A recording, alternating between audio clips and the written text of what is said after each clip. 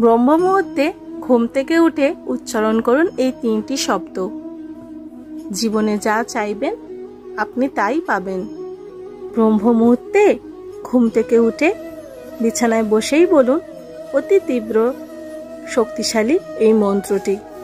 এই মন্ত্র আপনার জীবন পরিবর্তন করে দেবে।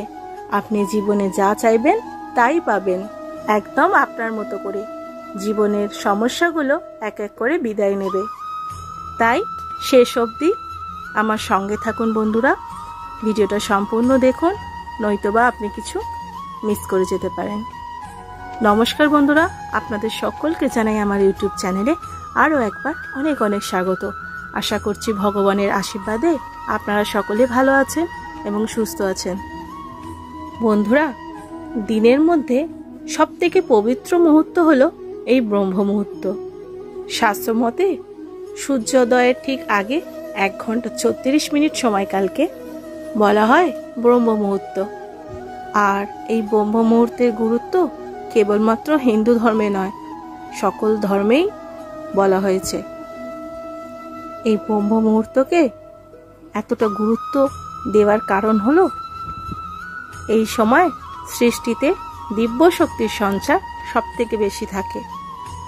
তাই এই সময় যে কোনো প্রার্থনা, মন্ত্রপাঠ আপনি যাই করুন না কেন, তা সবচেয়ে দ্রুত ফল প্রদান করে।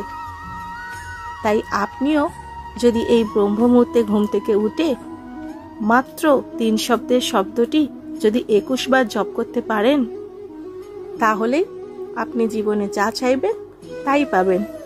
কিন্তু মন্ত্রটি জপ করতে হবে একদম ব্রহ্ম মুহূর্তেই, এবং আমি যে নিয়মে আপনাদেরকে বলে দেব সেই নিয়ম মেনেই মন্ত্রপাঠ করতে হবে। আপনার মন্ত্রটি জপ করা হয়ে গেলে পুনরায় আপনি আবার ঘুমিয়ে পড়তে পারেন, কিন্তু সর্বদা এই কথাটা মাথায় রাখবেন, এই প্রক্রিয়াটি সারতে হবে একদম ব্রহ্ম মুহূর্তেই। প্রথমে আপনি এই সময় ঘুম থেকে উঠবেন, তারপরে পূর্ব দিকে অথবা উত্তর দিকে মুখ করে বসবেন। প্রথমেই আপনি আপনার যে ইষ্ট দেবতা রয়েছে, অর্থাৎ আপনি যে দেবতার দীক্ষিত বা যাকে আপনি মানেন, যাকে আপনি রোজ পূজা করেন, সেই দেবতার উদ্দেশ্যে ভক্তিভরে প্রণাম করুন। তারপরে আপনি কিছুক্ষণ ধ্যান করবেন। আর যখন ধ্যান করবেন তখন মনে মনে সর্বদাই পজিটিভ চিন্তা ভাবনা করবেন। অর্থাৎ আপনাকে মনে করতে হবে যে আপনার সমস্যা ইতিমধ্যেই মিটে গেছে, আপনার স্বপ্ন ইতিমধ্যেই সফল হয়ে গেছে, আপনি যেটা চান ইতিমধ্যেই সেটা পেয়ে গেছেন। আপনাকে মনে করতে হবে আপনি এখন খুব ভালো রয়েছেন। ধরুন আপনার সংসারে নিয়মিত অশান্তি হয়, আপনি চান আপনার সংসারে পুনরায় শান্তি ফিরে আসুক। তাই আপনি যখন ধ্যান করবেন তখন আপনি মনে মনে চিন্তা করবেন যে আপনার পরিবারে সকল সদস্যের মধ্যে সদ্ভাব ফিরে এসেছে, সকল প্রকার ঝগড়া অশান্তি মিটে গেছে, সবাই মিলেমিশে আপনারা সুখে শান্তিতে আছেন, বা একসাথে সবাই মিলে কোথাও ঘুরতে গেছেন, সবাই মিলে খুব আনন্দে রয়েছেন। আপনাকে এমনই কিছু পজিটিভ চিন্তা করতে হবে। মনে মনে এরকমটা ভাবার পর আপনার মনের ইচ্ছাটি 21 বার ভগবানকে বলবেন। কিভাবে বলবেন? আপনাকে বলতে হবে পজিটিভ প্রেজেন্ট টেন্সে, অর্থাৎ আপনার ইচ্ছাটি ইতিমধ্যেই পূরণ হয়ে গেছে। ঠিক সেই রকমভাবেই আপনাকে বলতে হবে। ধরুন আপনি গৃহ শান্তির জন্য এই মন্ত্রটি জপ করতে চাইছেন, সেক্ষেত্রে আপনাদেরকে বলতে হবে, ধন্যবাদ ব্রহ্মাণ্ড আমার সংসারে এই শান্তি ফিরিয়ে দেওয়ার জন্য। এই রকমভাবে এই কথাটি 21 বার বলতে হবে।